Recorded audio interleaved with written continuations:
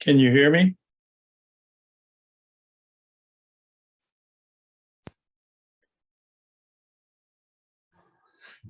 Yeah. Hi, Steve. Can you hear me? Yes, you did it. Oh, good. Congratulations.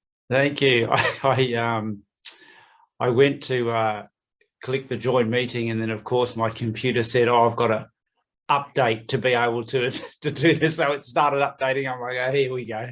Okay. Well, Here we are. Fantastic. yeah, Great to be here. it didn't take you too long to update. No, it went pretty quick. I was in the, you know how the little blue line goes across and then it waits, and I'm like, "Oh no, how long is this going to take?" Yeah. So I grabbed my other computer and started doing it on that one. And anyway, here we are, the high-tech world. So it looks like this may end up being a one-on-one. Lucky me. Yeah. So we'll just get started. Yes. I'll just click the view. Have you got? I'll try and put you on a full screen. Oh, there, that's better. Awesome. Yeah. Awesome. Okay. So, Anthony. Yeah. How would life be if there were no questions? If nobody had any questions? If somehow it was the end of questions? You know, humans have endless questions. Yeah. And an endless need to have things explained and understood. And this apparent endless search for some kind of meaning, any kind of meaning that could explain things. So we have all these people, these human beings, I guess approaching 8 billion or so here, with endless questions and not realizing somehow that somewhere, and in fact everywhere,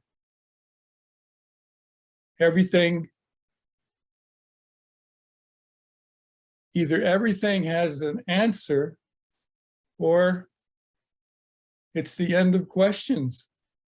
Somehow life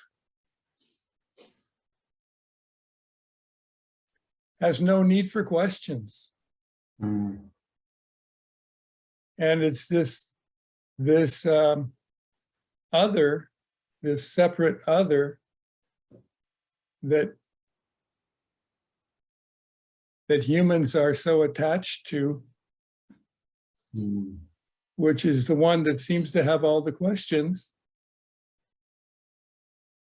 And it just so happens that other isn't actually there. It never has been there, and it never will be. And yet there's all this apparent belief and all these questions. Yeah. So Anthony, do you have any questions? Wow.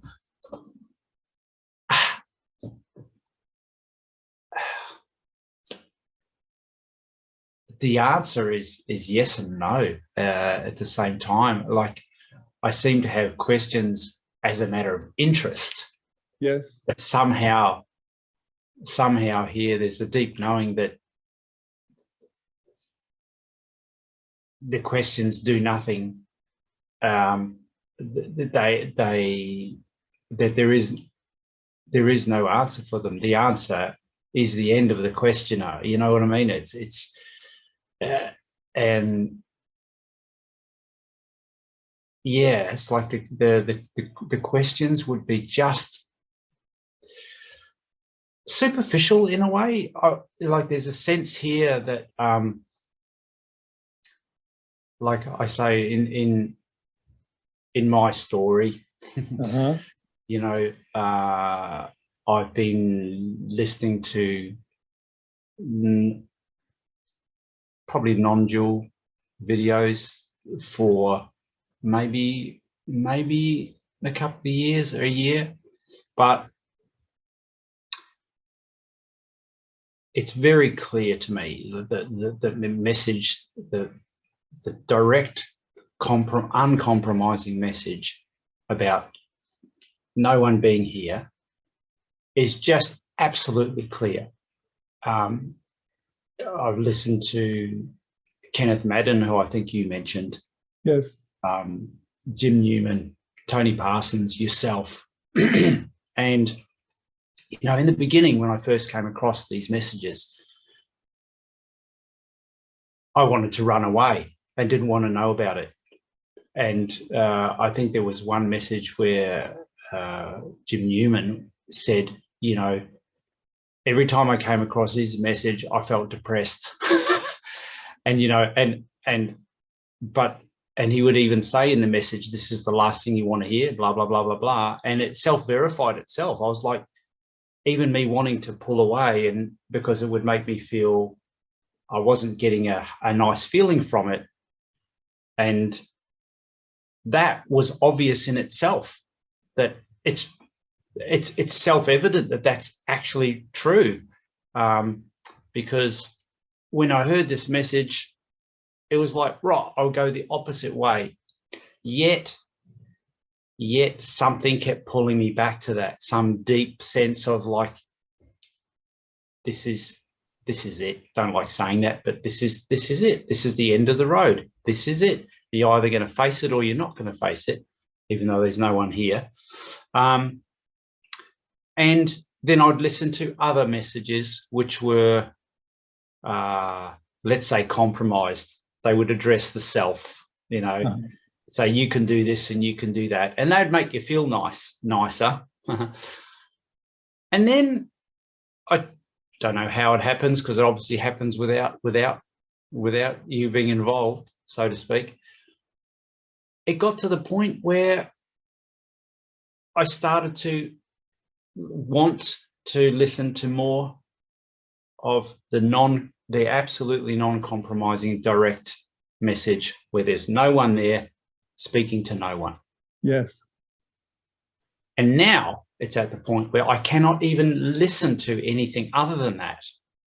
It's so obviously clear to me when the I is being spoken to and not being addressed. It's just, you can hear, you just know it. You just know it absolutely. And it's, to be honest with you, if I was to describe it as a picture, it's like being sucked into a big black hole. That's the attraction is just like this constant love affair, interest, pull to this message, to this pointing. And in a funny kind of way, nothing else holds any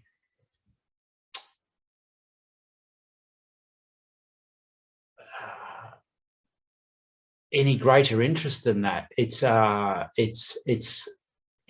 like entering a love affair, kind of.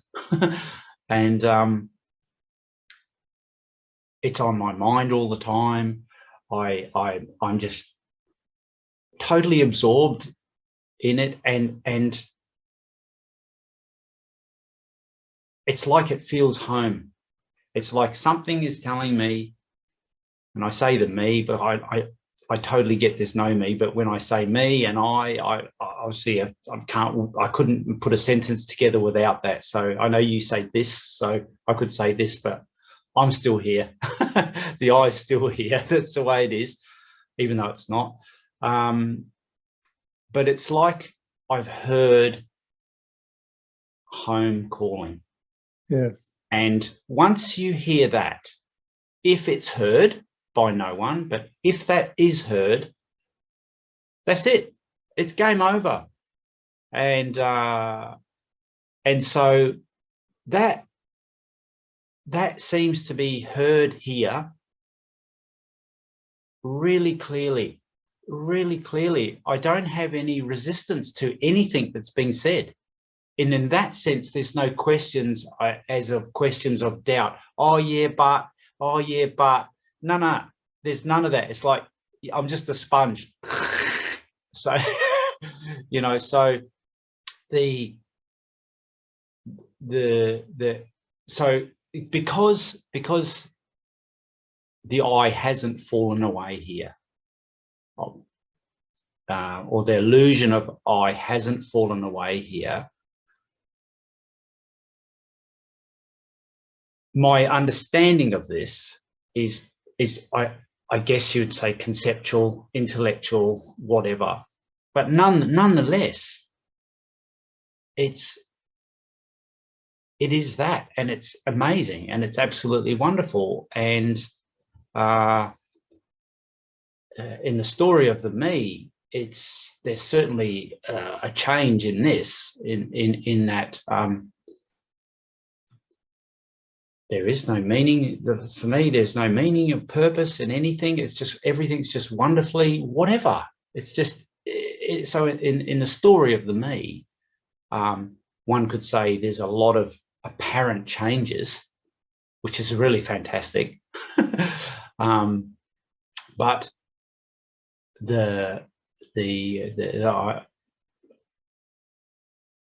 I'm still here, and not here, and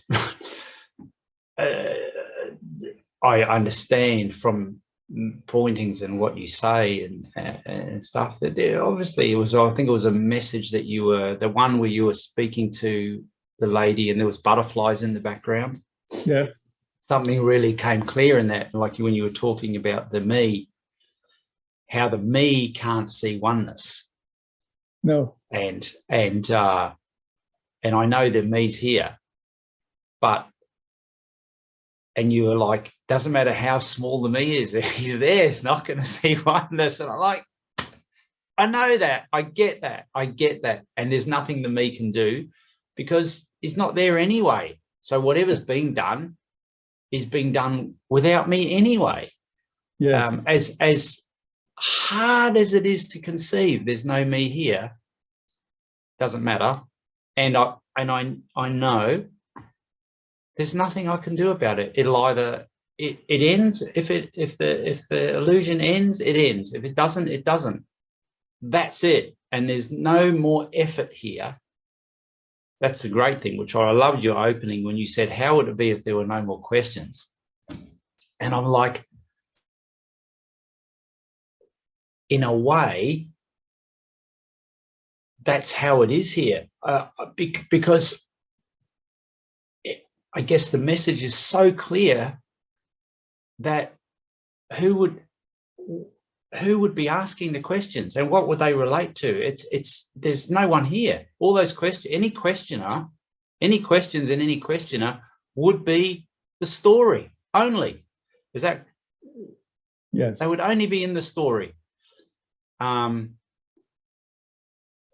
So, but still within the story, like I was saying, there are questions. Like I'm fascinated by the seeing, how there's no time and space, for example, that whole thing. And what amazes me too is that when the me disappears, or that illusion disappears, stops happening, how you have, I'll call Steve, I'll just call you Steve there, you know, and that word's still used. Yeah. Steve, Tony Parsons, Jim Newman, Kenneth Madden, Paul Summers Morgan. None of them are scientists. None of you are scientists. None of you are like la la la la la studying this and studying that. Yet, it's so obvious that there's one universal, instant, clear, obvious seeing Yes. of no time and space. And I'm like, okay, wow, that's amazing. And scientists are still trying to discover it all, yet bang, bang, bang, bang, bang. These independent people with no studying, there's something so true about this. That's the wrong word. And that there's just such a deep longing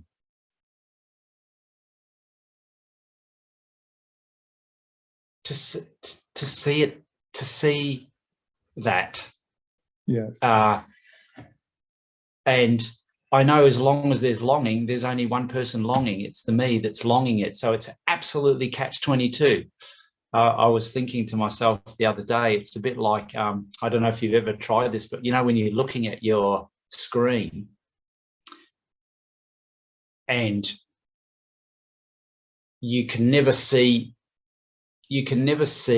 yourself looking directly at the camera. You know, like if you try and look at the camera, and do you know what I'm saying? When you never get to see looking into your own eyes on the camera screen because you can't.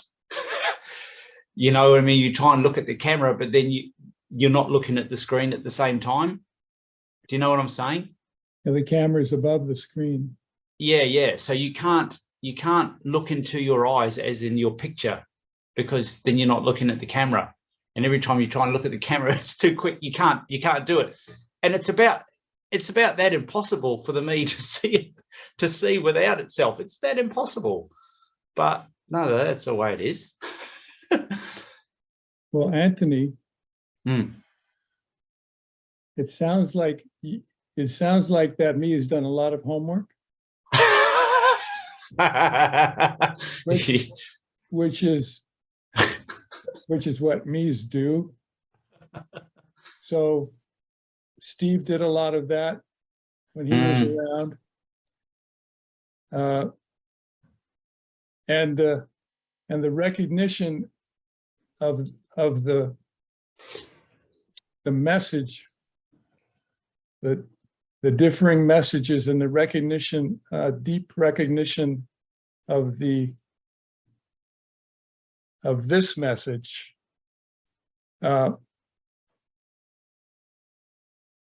was something that Steve did as well.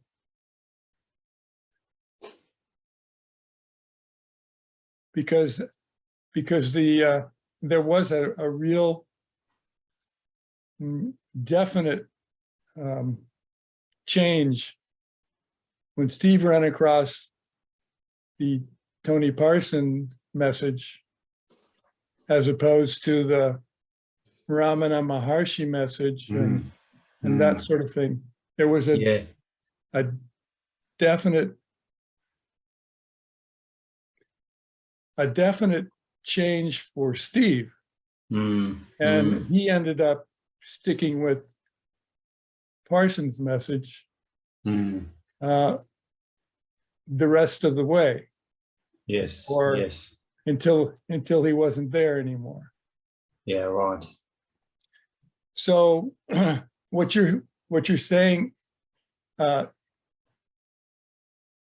is familiar here. Yeah. And at the same time, what this ended up seeing was, again,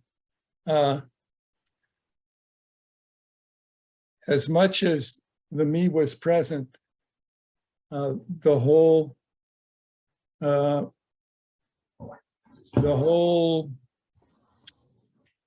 let's say, let's just say the whole two retreats that happened, it thought it was doing all of it in its own way, just me's can come up with all kinds of ways to remain me until they're no longer there. And the me was the one that was pushing through the retreats until it wasn't there. And toward the end, the me went through changes the whole time. It was pursuing its desire of disappearing or falling away until it wasn't there, and then it was seen. Then the seeing saw it never was there. Yeah, amazing. It's that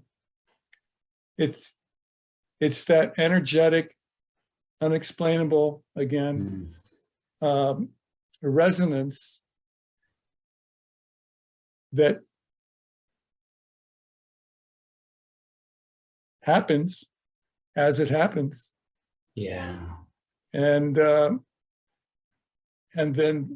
then the seeing still has a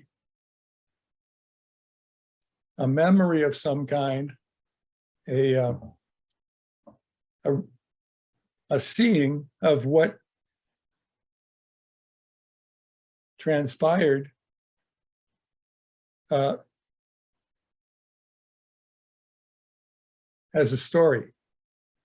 Yeah, right. As a story. Right. And now the seeing again is questionless, storyless, identityless,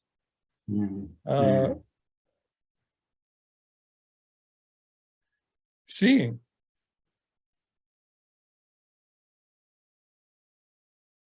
It's amazing. And it's seeing without really caring about a vocabulary or a quick explanation, or it's this seeing is beyond words. The words are just an effort to communicate a little of what's being seen. Yeah, and it's obvious that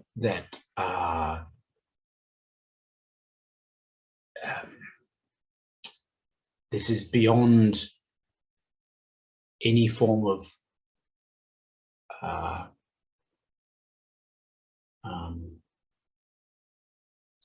interpretation from words, because if this was something that was gettable through an understanding, through a video, through words, through a practice or something like that, it wouldn't be unconditional. It would be limited to someone fortunate enough to have a video, or so, do you know what I mean? And it reminds me a little bit of one of the, I was brought up as a Catholic when I was a little kid, and but I was also known, my grandparents used to call me St. Thomas, Doubting Thomas, because I used to doubt everything, as something's not real. It's just, even as a little kid, I was just questioned everything. I was like, nah, there's something not right about it. Nah, don't believe it, And, I used to think to myself, well, in the totally ridiculous sense of religion and God and all that sort of thing, even then I used to say to myself, but how can God be just someone that's available to some poor person with a Bible? I used to say to myself, what about all the tribal people in the jungle? So that's our tough titty for them, is it? The blatantly ridiculous obviousness that this is, or God, this is limited to being able to be got by some method or some book or some video or something. It's just that alone is a ridiculous concept. So it in a funny kind of non-understanding way, it makes perfect sense. This already is perfect. Yes. Just can't be seen. It's already needs nothing. It's done. It's dusted. It's bang. It's done. Yes. Like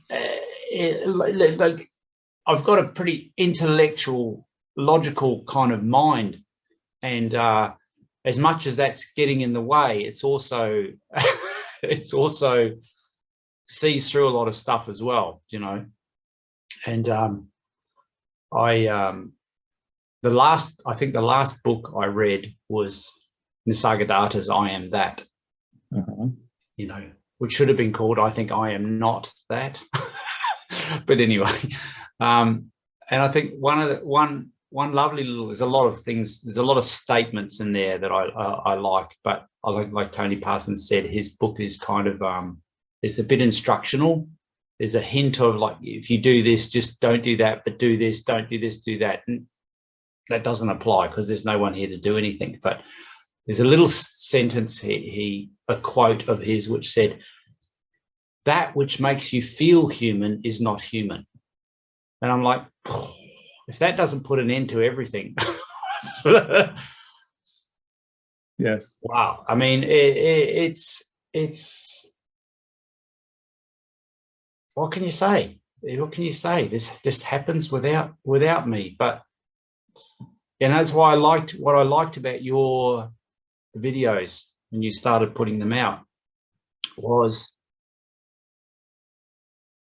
that you straight off from the get-go weren't addressing anybody, and you were just trying to describe in words the plain seeing by no one. You know, just sitting there, well, this is what seeing is without somebody. And you know, I was drawn to that because I could resonate, and I could, or this can hear what was going on, you know, and that's the interest to me. And I guess it's really like there isn't a question. There's just a sharing of an interest. It's like, tell me what that's like. Tell me what it's like. What other question is there? I believe it. I know. I understand it. But just tell me what it's like. Well, Tony, is your short name Tony or Anthony? Ant, actually. Ant? Ant. Yeah. Ed. Ant. Okay, Ed. A little tiny ant. Okay. Yeah, that's a very short name. Yeah. Well, Ed, even with all that interest in what it's like or what it may be like, you're already there. Yeah. You're already there. You're already empty. You're already the emptiness of everything. The emptiness that's nothingness. The emptiness of the fullness of it all. The emptiness without meaning. The emptiness without words. The emptiness without daydreams. The emptiness without thought. The complete emptiness.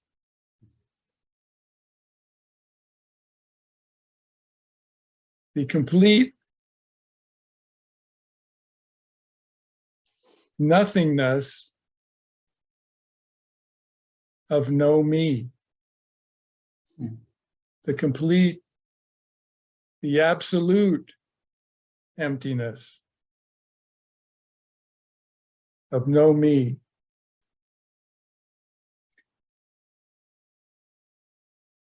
The emptiness that becomes fullness without any me involved.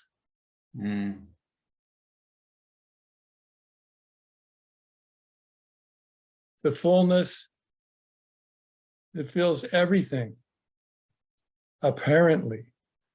And at the same time, there's emptiness. It's always been there. It's always going to be there. It is infinitely that way. So I suppose if there was a question, not a question as a questioning, but just a question. When, because sometimes I think when the me disappears, whilst the body is still here, that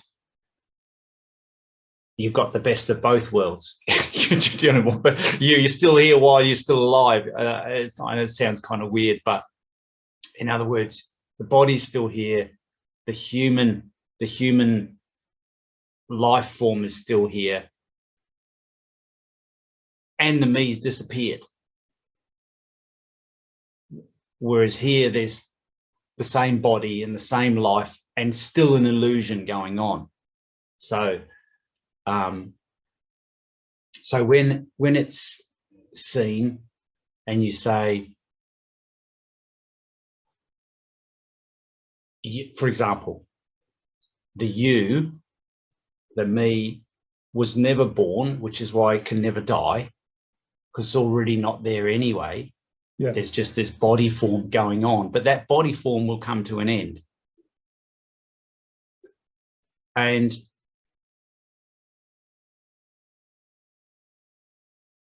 then there'd be no one left, obviously. There was no one there. Yes. But then right now you're seeing, for example, you're seeing me on a screen. When there's no body there anymore, when your body disappears, you won't be seeing me on a screen anymore. So it's something does end. It's hard to explain. And so the sense that all there is can be said, I guess, is for that sense of me being here to end while the body's still alive. That's what the me would like. So it doesn't have to deal with it later on. Mate, I must sound so stupid. That's a typical me. That's just typical me. Constantly manipulating its life. Yeah. For whatever benefit may be there. Yeah, wow. It's just the way of the me. Yeah. Until it's not. Yeah. And when it's not, guess what? There's no tears spilt over a missing me. Yeah. That's interesting. I was going to ask you when the illusion ended, were there tears? Was there an immediate, oh God, I've got to tell everybody, I'm not here? Was there anything like that? There was a few tears at one point, or at one period of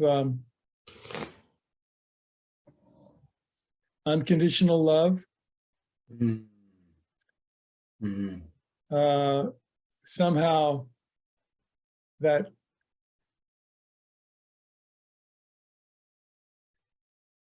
seemed to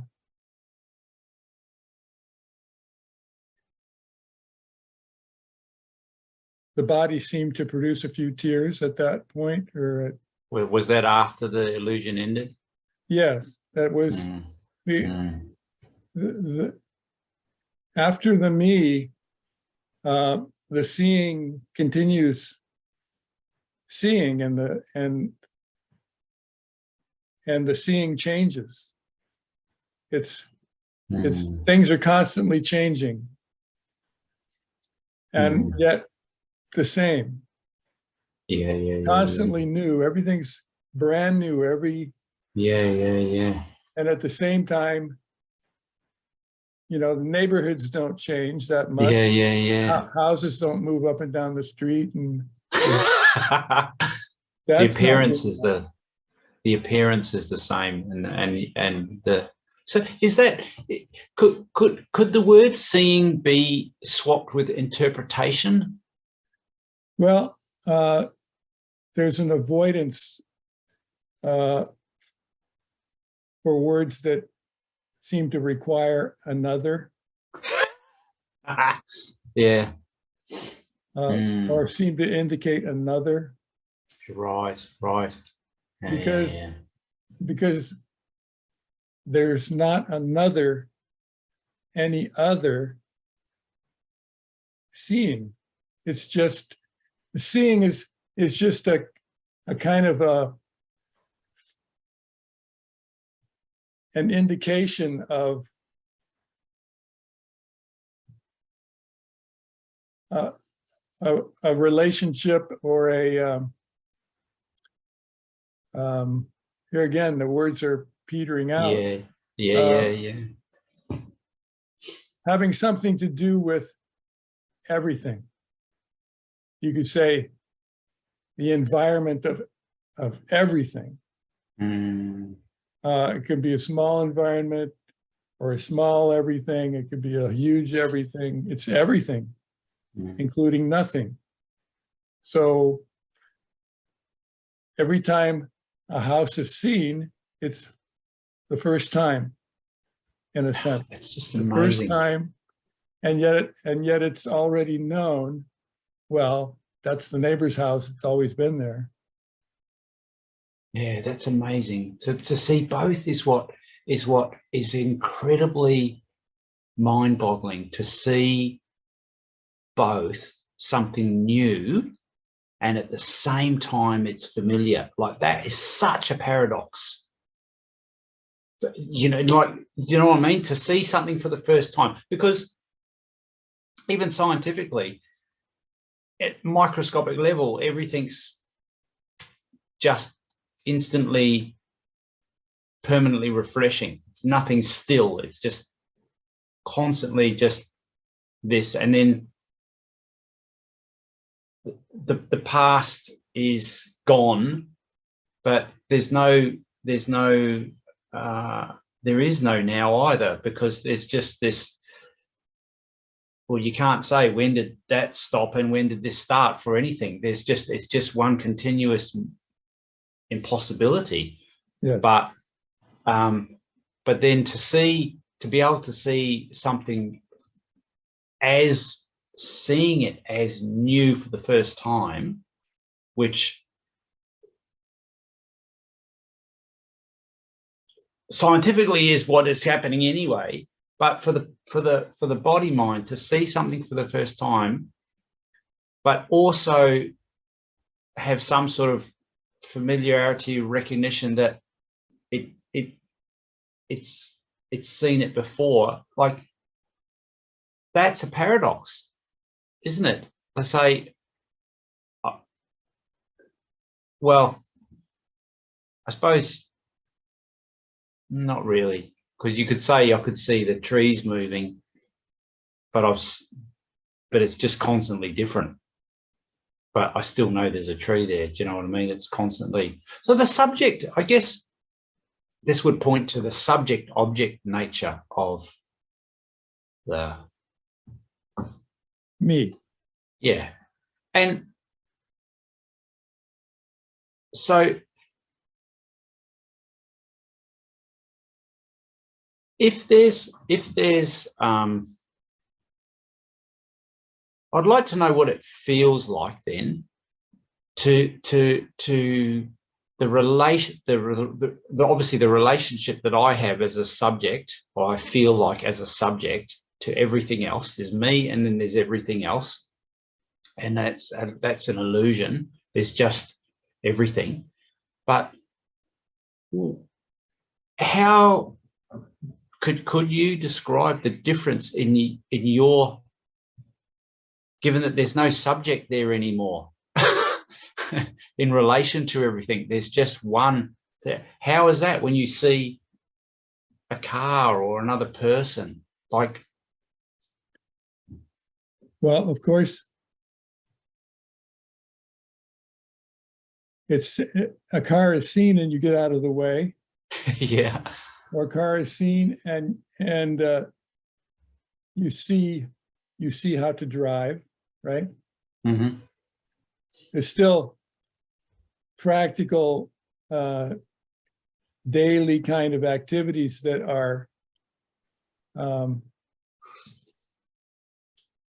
seen,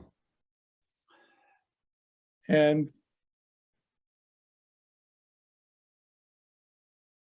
there was a walk this morning. The house gets cleaned on Sundays. They're just activities that are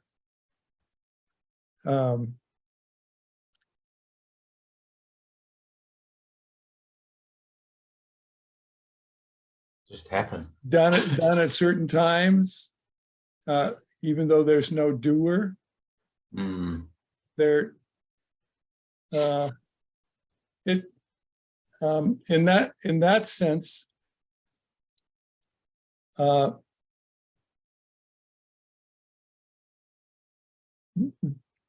common activities continue.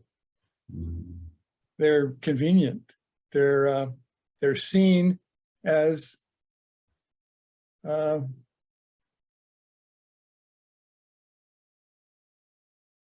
seen as they are, and they're just sort of automatic in a sense. And at the same time,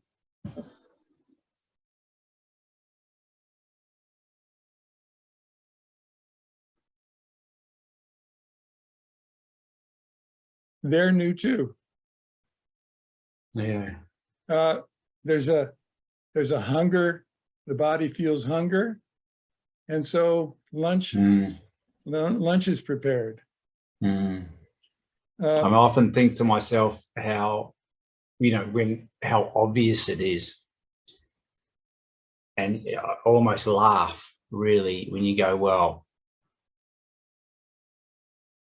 you're not there. The me's not there dictating its heartbeat, doing this, making itself breathe, choosing to open the esophagus instead of the air pipe. So all these things get done automatically. I didn't choose my height and choose my nails to grow. My hair's growing on its own. There's no me involved in any of that yet. The little me likes to jump in and claim, oh yeah, but I did that and I did that. It's an amazing trick, this illusion, but there's no me doing anything. And I think even science is well established in understanding that anything that happens has happened before there's I think it's 1/6 of a second or something like that. Recognition that the brain, before anything happens, the brain's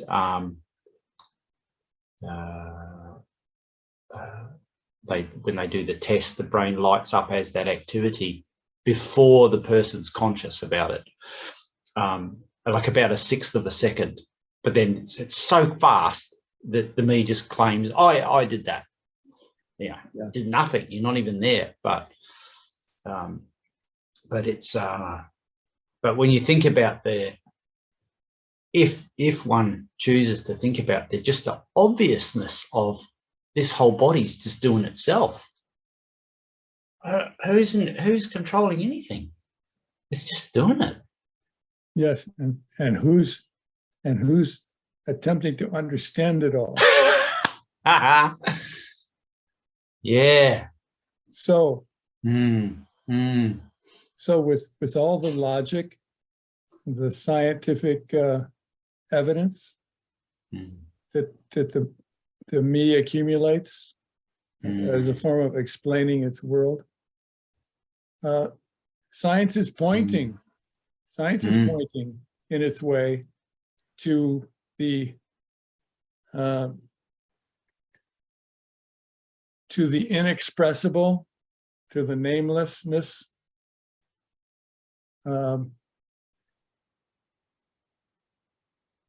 nature of everything, to the meaninglessness in terms of explanation, the lack of meaning, the lack of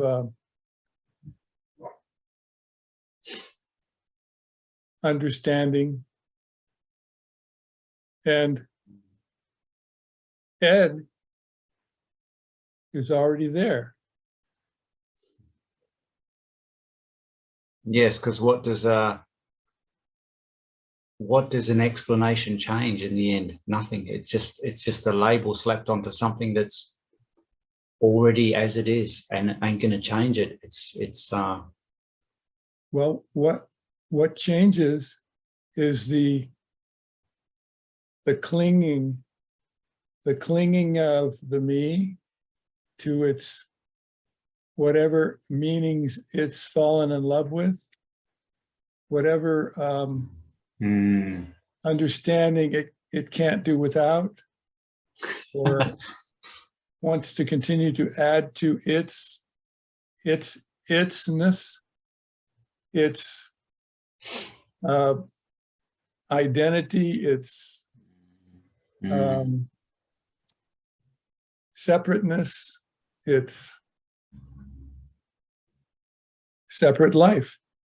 Yeah. That's where all the me's energy goes. And in that me energy,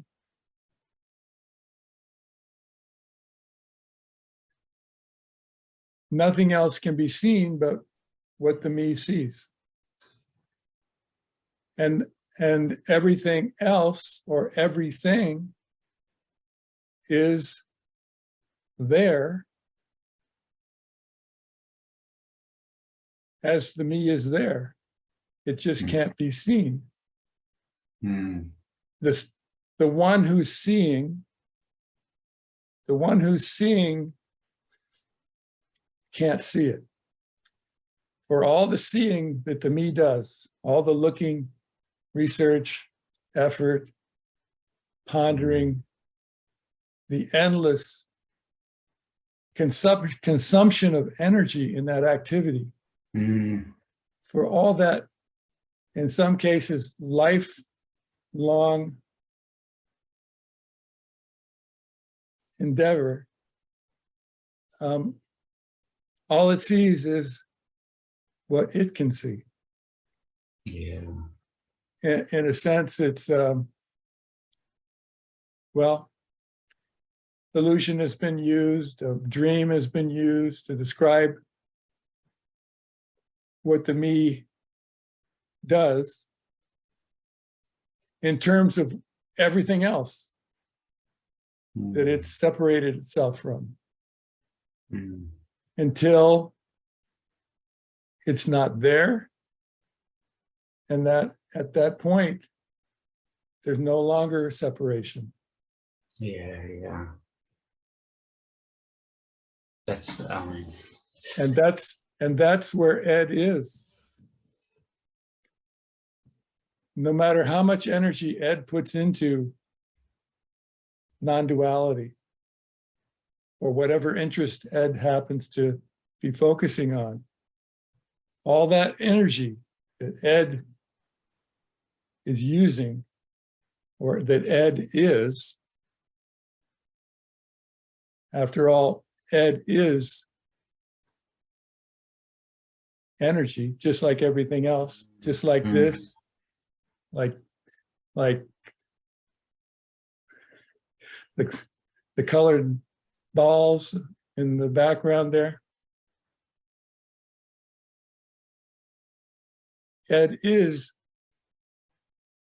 the energy of everything, what is, of oneness, wholeness. That's what Ed is. He just can't see it. He just can't see it. Ed is already infinite energy.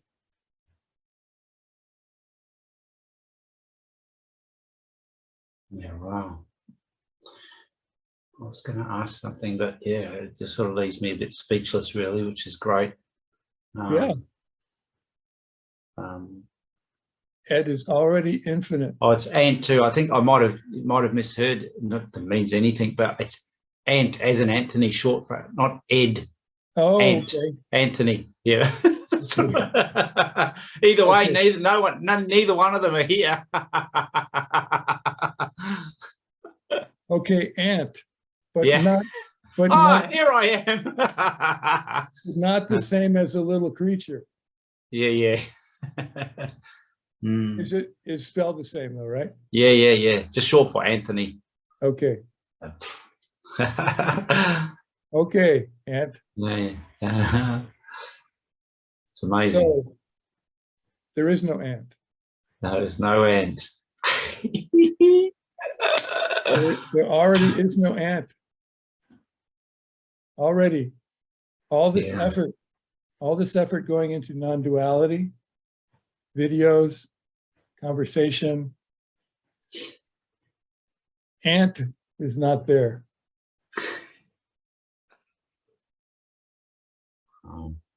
The infinite, forever, no beginning, no ending, is always been there. It's always there.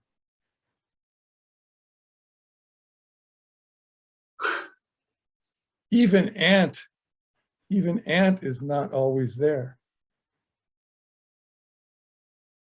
Even though he would like to believe he's always there. He's not always there. Even the illusion, even Ant, the illusion that thinks he's always there, and he thinks he's does what he does in his life. There are moments in Ant's life, he may not be aware of it. There are moments when he's absolutely not there. He's just not there.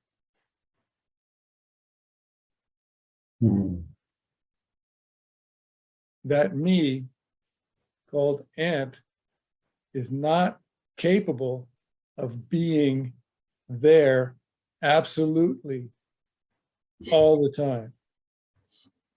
Yeah, right. Wow. It may not, Well, he may not even be aware of the times he's not there, but there are moments, perhaps around sleep, perhaps around surprises, perhaps around emergencies, perhaps around, they're just moments where this fantastic me thinks so much of himself.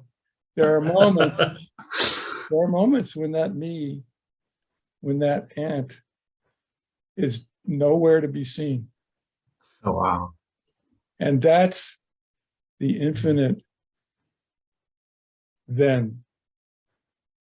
That's what's always there then. And of course, that it makes perfect sense too, that in those moments where even now that ant's disappeared, like you say, it could be during sleep or in an emergency or whatever. It's a great example, because in that moment, how could the ant be aware of itself but not being there? Because he's not there. He's not there to be. He's not there to see that. To be that. Yeah. But there may be a memory of that afterwards. Right. So is that kind of like when you say, like for example, if someone had a glimpse, Yes. or not someone had a glimpse occurred, and then there would be apparently afterwards a kind of vague memory that something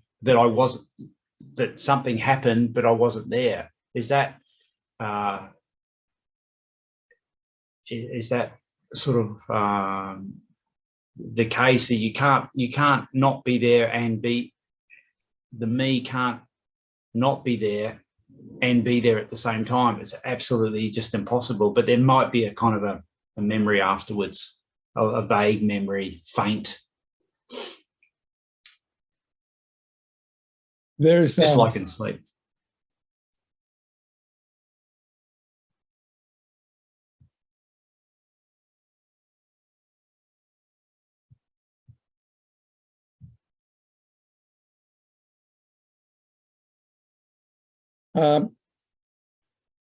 The glimpses are still happening when the me is there. Okay. You might, okay. it can be said that the me is having the glimpses. Okay. Okay. And they may be longer or shorter. They may last days, or they may just last hours. In this case, in Steve's case, they were noticeable. They were very noticeable as no Steve. It was wow. just no Steve. These other brief moments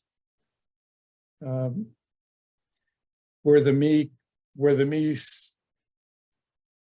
doesn't seem to be able to be present. Like if there's an accident and people need to be rescued, that sort of thing. It seems to be something that the me just is not able to handle. A thing that's happening so fast. Yeah, right. That yes. You know how people say, "Well, I didn't know what I was doing, but I just did it." And yes. I picked the car up off of this guy. Yeah. These things. Yes. That may be a little bit different. Okay. But mainly just in terms of the time frame. They seem to be short periods of time. Right. And I don't know if looking back at the story of Steve, I don't know that he really recognized those smaller moments so much. But the longer glimpses definitely were noticeable, and they were noticeable by Steve. Yeah, right. That's interesting. And they ended up, like was said, they ended up kind of pushing Steve through the weekend retreats that he went through. That's just this story. Mm, mm, mm. Yeah, I think there's been no glimpses, been no sort of glimpses here where certainly where Anthony's been aware that he hasn't been here, or you know, I think the only thing which was just an energetic thing, there wasn't much going on, was I recall one time where I was very much like listening to music in my earphones, certain sort of music, not mainly non-vocal, and just the sound, the energy, whatever, however you want to try and describe what music is, it's just a form of vibrating energy.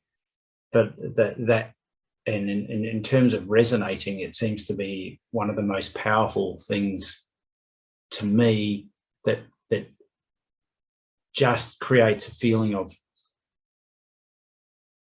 not disappearing, but close to it. Just seems to take you away from the state that you're in anyway. It's like a vibration, and maybe it's just energy vibrating, whatever. But there was one particular day where I was I just had this urge to just listen to music, and it was the song Amazing Grace, actually, but it was I think it was a particular version of it, and for some reason it just came into my mind that that's what I wanted to listen to. And this particular version was a beautiful version of it. And anyway, not that that means anything, but and then I just found myself just wanting to cry for no reason. And I was by the beach somewhere, and I was just wanted to play this over and over and over again. And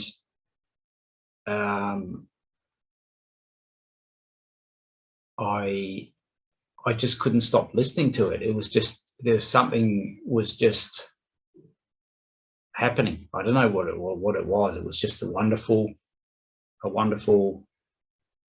thing. And I played it all the way home, even in the car. I didn't want to stop hearing this. And anyway, and but the bottom line, what I'm trying to say is, there was a feeling welling up of, for no reason, just wanting to cry. I wasn't sad. It was nothing. It was just absolutely nothing. I just wanted to cry, and everything was good. And I got home, and it was like the drum was about to burst. I just came home, said hello to my friend, and sitting down, I guess I've just got to go to my room for a little while. You know, and I put the same song on I've been listening to for the last year, and I just shut my eyes, and there was crying happening, but it wasn't the crying that normally one would associate why somebody's crying. It was just tears of absolute of bliss almost. And in that, whilst that appeared to be happening, I didn't want it to end. I just wanted to stay there, which is kind of weird. And if anything came into my thoughts during that, maybe slightly afterwards, was this massive, massive sense of relief. There's no need to be anyone anymore. That if I was to put words to the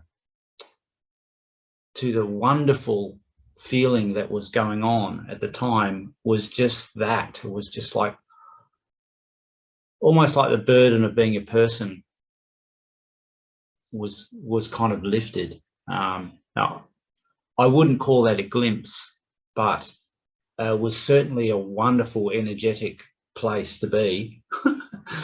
And absolutely coincidentally, out of the blue, I spoke to my brother in New Zealand, and a few months later, I told him about this, and unbelievably, we figured out within the same week, months ago, was listening to the same song, the same version, and also went through the crying at the same time, which is kind of freaky. But that's beside the point. But in terms of glimpses and things like that, yeah, that was in what I can remember in my story, seems to be the only thing that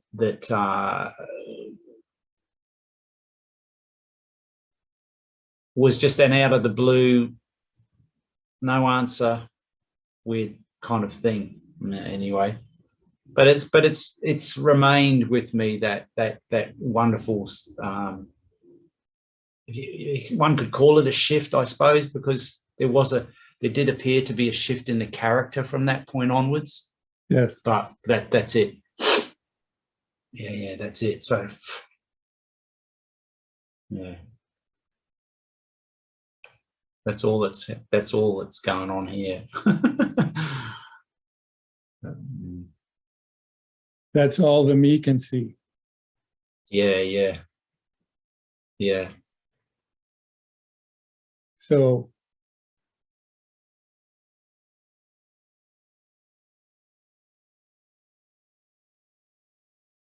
Anthony is energy.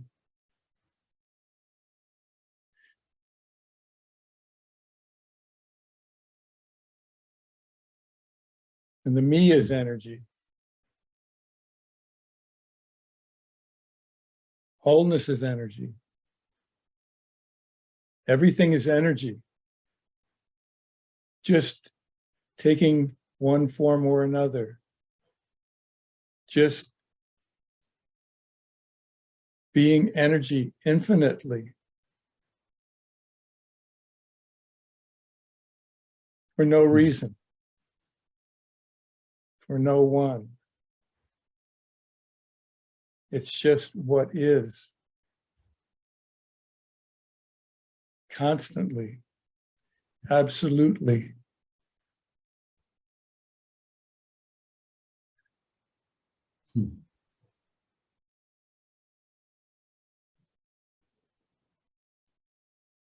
It's amazing. When the resonance is felt within that energy,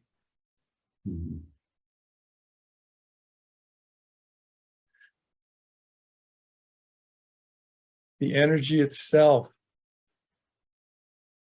can change on its own. Energy feels the resonance with energy.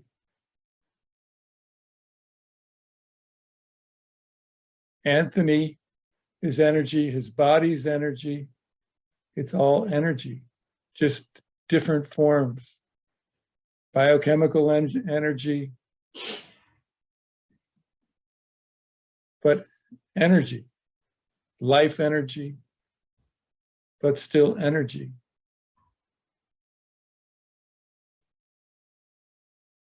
Until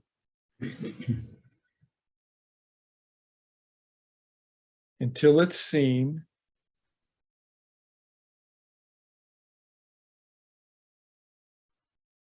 that the separate Anthony is no longer there.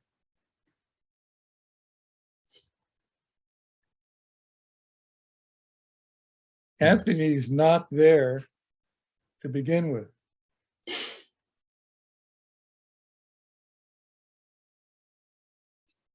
And until it's seen that Anthony's not there,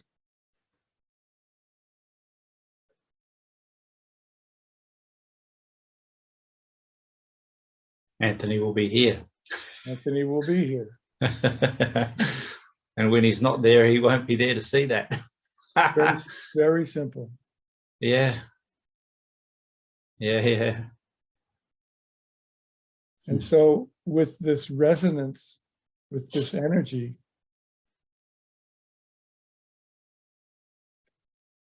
and changing energy,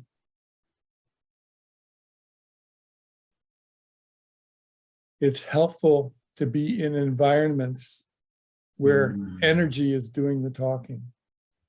Yeah, yeah. Rather than a me,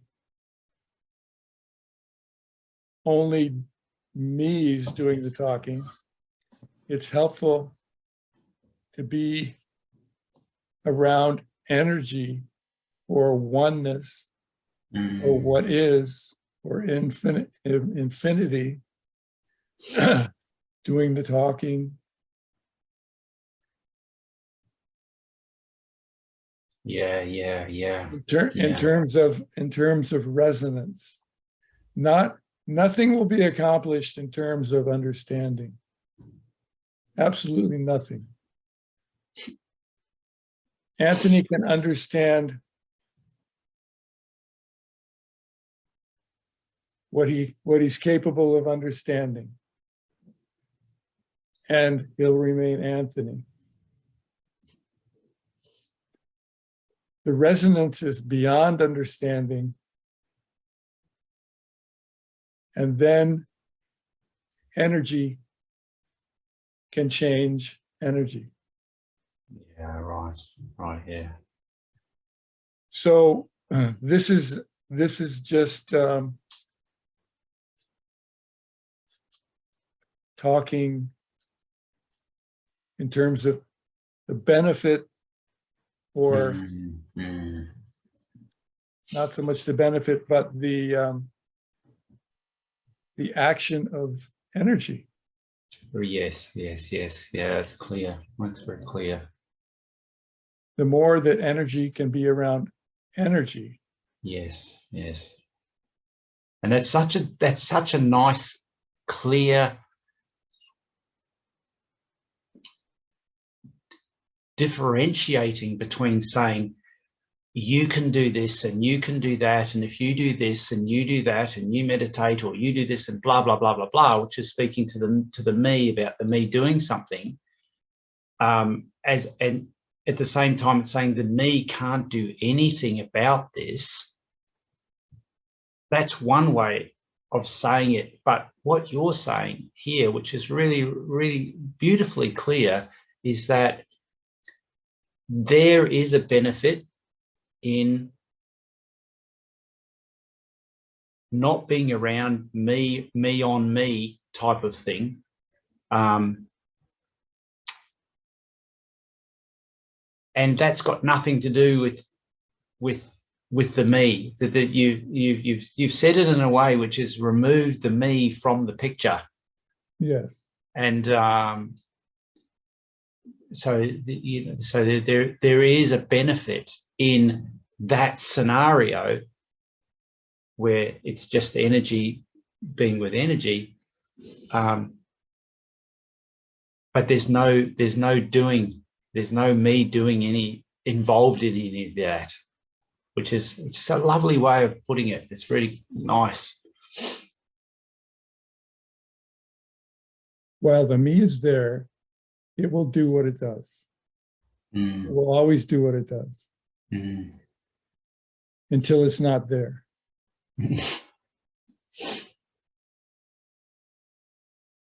Energy does the resonance. Energy does change energy.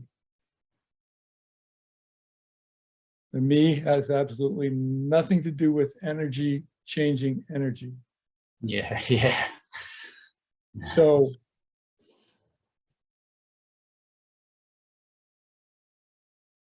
this would just say that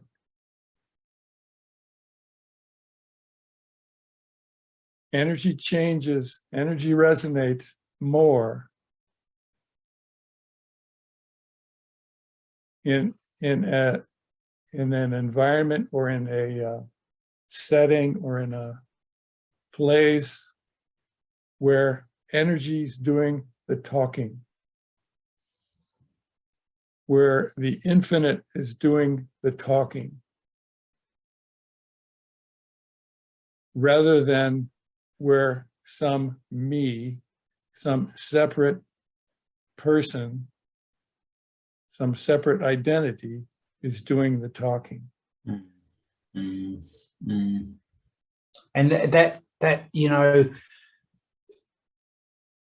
that's, I don't know, it's probably why the resonance now for me is felt when I listen to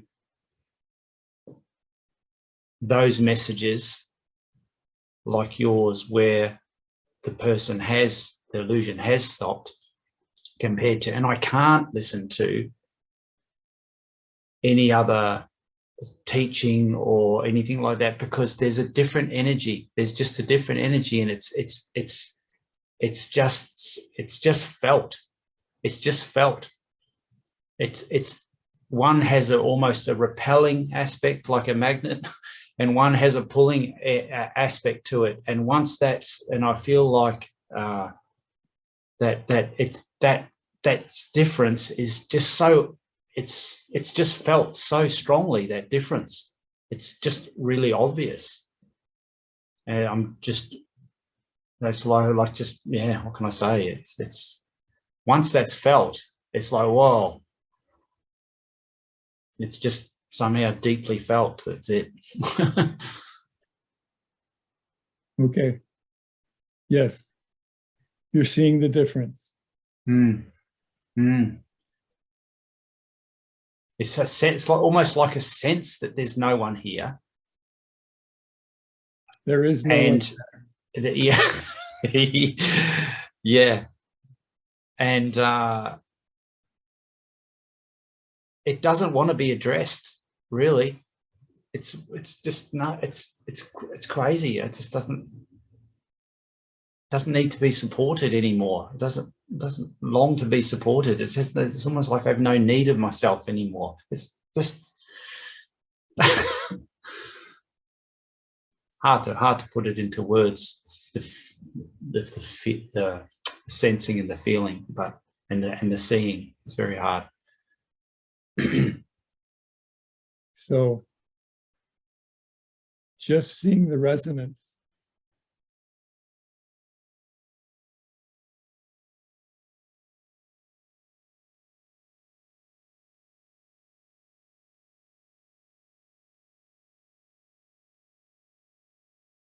The seeing the resonance. Mm.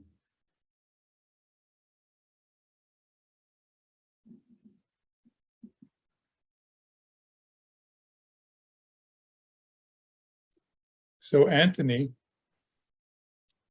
this is going to need to stop our one-on-one. Yeah. Do you have any further questions? No, I'm just gonna soak it all up the rest of the day. It's Okay. wonderful. Okay. Thank you so much. It's been wonderful. I've really enjoyed this. It's just wonderful. Okay. And see who's doing the soaking. Yeah. So we can talk further if you like. There are other speakers that you're familiar with.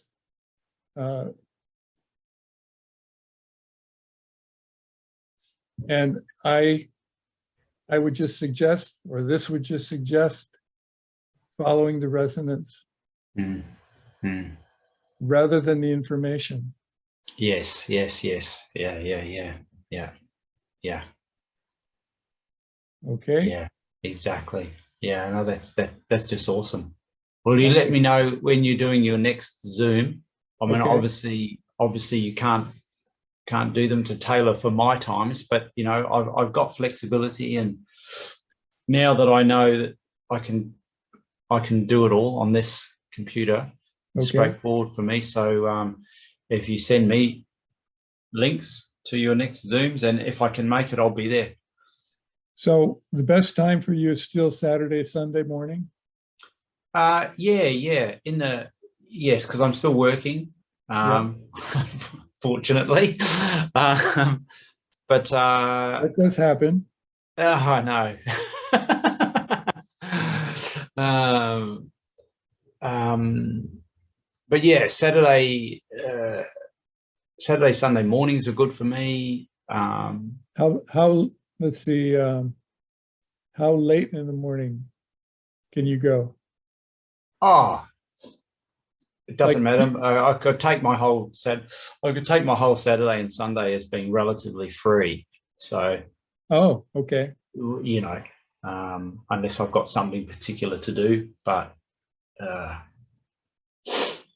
Okay. There was a person interested in this Zoom, and it ended up, that person is in Europe. It ended up yeah. being a little bit too late at 1 o'clock San Diego time and 7 o'clock Sydney time. It would have been 10 o'clock Europe time. 10 o'clock in the evening. Right. Yes. Europe's like obviously the other side of the world, so the times are almost between 10 and 12 hours opposite. Yeah. Whereas America, it's much more manageable to try and strike a reasonable time. But yeah, so the evenings are usually well, it can work. It just depends on how much of a crap day or a good day I've had and all that sort of thing. So but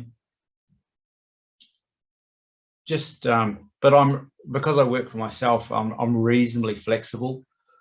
You know, Okay. if I said, I can say, oh look, I'm not going to go into work tomorrow, I'm doing something else, and I can take the morning off and stuff. So I've got a bit of personal flexibility with my situation. So you know, just it's going to be impossible for you to obviously try and collaborate between everybody. Just put up what you can to include other people.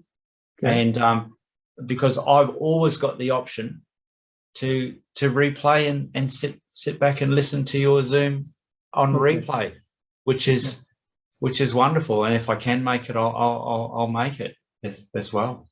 Of course, I'd love to. Yeah, love it. Okay. We'll do it again. Yeah, for sure. Thank you so much, Steve. It's been wonderful. Love it. Oh, Just love it. well, do you have a problem with this being publicized, Nope, published? not at all. Okay, you might see yourself on a video. Oh, I'll send it to my family. Yeah. Yeah, because whenever I try and talk about this subject, I either end up just getting people really annoyed, or they okay, that's enough, or that sort of thing, and as clear as I might be able to relay some of the things, I just get caught up in not being able to explain it properly and whatever, and I think I just end up people just go, yeah, okay, whatever. Right. So now I can just go, here's a link. I'm not going to do anything. Well, you can give that a try. Yeah. This won't work either. Oh, it's funny. It's all funny. It's great. Okay, But I love it. Anthony, It's been I'm great. gonna Thank you say- so much. I'm going to say goodbye and we'll do All it right. again. Yeah, yeah. Thank you, Steve. Thank you. Bye. Bye. Bye.